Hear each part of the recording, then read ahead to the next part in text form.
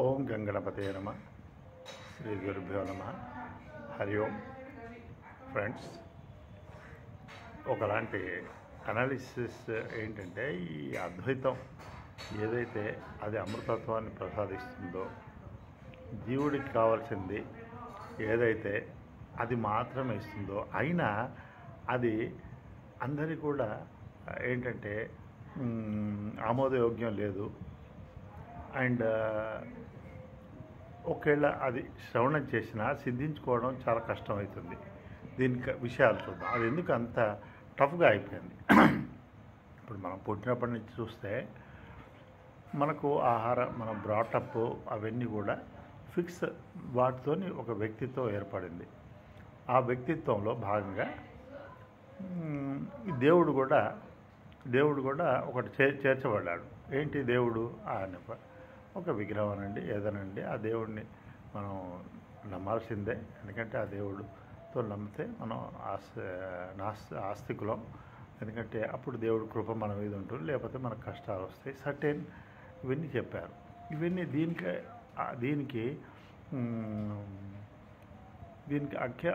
అదే మూసలో మౌల్డ్ అయిపోయింది వ్యక్తిత్వం. ఇప్పుడు అయితే జన్మతగా వచ్చే ఆ రేరెస్ట్ కోట్లల్లో ఒక్కళ్ళకి ఆ అద్వైతం, ఆ వేదాంతం అదండి. ఆ వేదాంతంలో అంటే 3/4 కర్మలు, కర్మఫలాలు. వేదాంతంలో జ్ఞానం అంటే ఏంటి? జ్ఞానం జడం ఏంటి? జ్ఞానం ఎట్లా జడంలో ఆ విద్యకు ఆవరణ విక్షేపాలకు గురై ఇదం అనాత్మలో అది ఎలా తాదాత్మ్యం చెందింది, తన స్వరూపం ఏంటి, తను బ్రహ్మస్వరూపం, ఇవన్నీ కూడా ఉన్నాయి. కానీ అప్పటికి చేతులు కాలినాక ఆకులు పట్టుకున్నట్టుంది పరిస్థితి. ఎందుకంటే ఇప్పుడు జనరల్గా అది ఎలా దాన్ని ప్రజెంట్ చేస్తారంటే, అనాది నుంచి వచ్చింది ఈ అవిద్య. ఎందుకంటే వ్యక్తికి కొంతమందికి అసలు విషయం తెలియదు, మిగతా వాళ్ళకి తెలిసినా కూడా సిద్ధించుకోలేకపోతున్నారు. కారణం ఏంటంటే, దీనికి ఆ అవిద్య, అవివేక వృత్తులు మహా తీవ్రంగా ఉండడమే. ఎందుకంటే ఒక సెక్ట్ ఎవరికైతే అసలు ఈ వేదాంతం పని లేదో వాళ్ళకు ఒక దేవుడు ఉన్నాడు వ్యక్తిగా. ఆ దేవుడు సంబంధించిన విధి విధానాలు చేస్తారు, ప్రపంచంలో శ్రమిస్తారు. అయితే ఇంకా వీళ్ళు అట్లాగే కంక్లూడ్ అయిపోతుంది లైఫ్ కూడా. అండ్ ఆ శ్రమిస్తారు, ఆ అర్థకామాల్లో ఉంటుంది. అర్థకామాలు సరే, శరీరం పోకూడదు అనేది పోతుంది, అది తాను కాదు, పోకూడదు అని దాన్ని ఆక్షేపిస్తూ, పోకుండా అన్ని జాగ్రత్తలు పడుతూ, పోయినప్పుడు బాధపడదు. ఇదంతా ఒక సైకిల్. ఈ సైకిల్లో మెజారిటీ ఫిట్ అయ్యారు. అయితే అసలు ఆ వేదాంతం, అసలు దేవుడు అంటేనే సర్వవ్యాపకుడు, సర్వశక్తిమంతుడు, సర్వజ్ఞుడు అనే అది. అయితే ఇప్పుడు మనం ఆలంబంగా పెట్టుకుంది ఏంటంటే, అది ఆ తత్వాన్ని సూచించే దానికి ప్రతీక. ఇప్పుడు కృష్ణ పరమాత్మ ఉన్నాడు. ఆ కృష్ణ పరమాత్మ తన వ్యక్తిగా ఉన్నాడు, సచ్చిదానంద స్వరూపం. మరి ఆయన విరాట్ రూపం చూపెట్టాడు. మరి దాని వైపు ఎందుకు చూడటం లేదు? ఆయన శరీరంలో ఉంటూ ఆత్మ అంటే అంతటా ఉన్న ఆ మహత్ దీన్ని. అట్లాగే మరి ఆ వామనుడు, త్రివిక్రముడు, ఆ వామనావతారంలో కూడా చూపెట్టాడు భగవంతుడు అంతటా ఉన్నాడు అనేది. మరి వేదాంతంలో కూడా, భగవద్గీతలో కృష్ణ పరమాత్మ చెప్పింది కూడా ఆ విడగొట్టడం. అది క్షేత్రజ్ఞుని క్షేత్రం నుంచి విడదీసి తన ఆత్మస్వరూపం అని, అదే ఉపనిషత్ సారం అంతా చెప్పారు.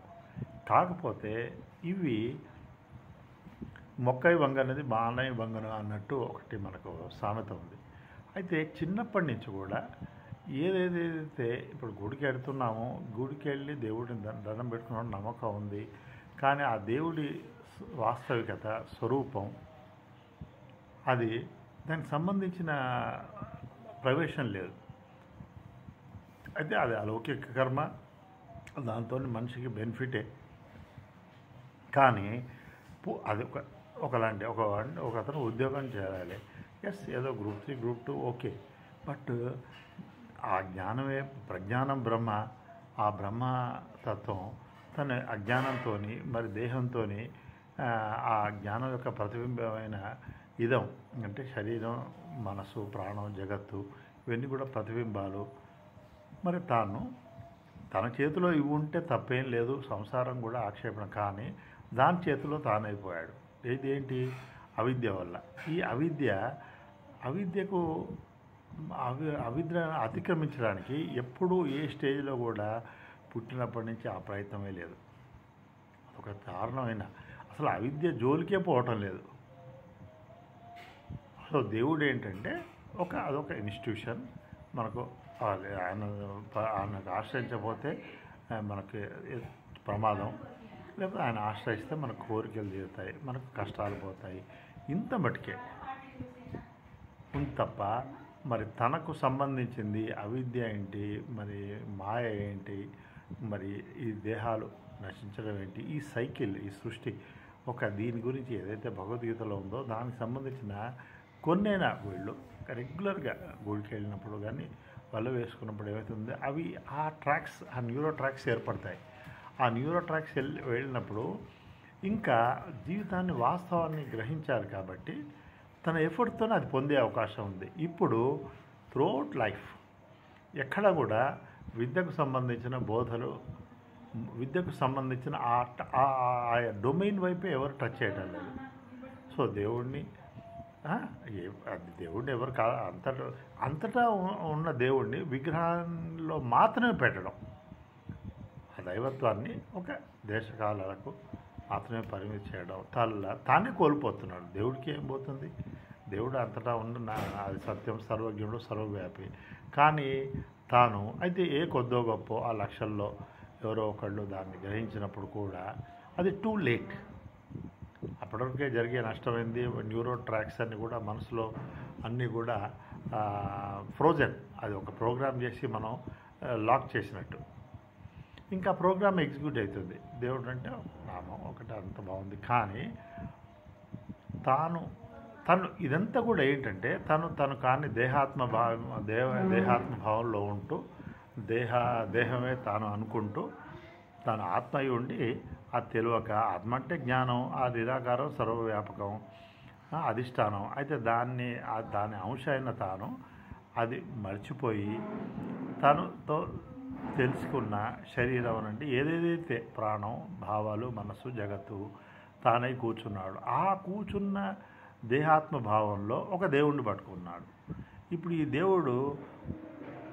దేవుడి స్వరూపం సంబంధించిన విషయం జీవి లైఫ్లో అసలు ఎక్కడా ప్రవేశం లేదు. మళ్ళీ ఎక్కడైనా చాలామంది బోధ కూడా ఎలా అంటే దేవుడిని మనం ఆరాధన చేసుకోవాలి, అవి చేసుకోవాలి, అవన్నీ చేసుకోవాలి. ఇప్పుడు మనం 60లో దిద్దితే ఎట్లుంటుంది?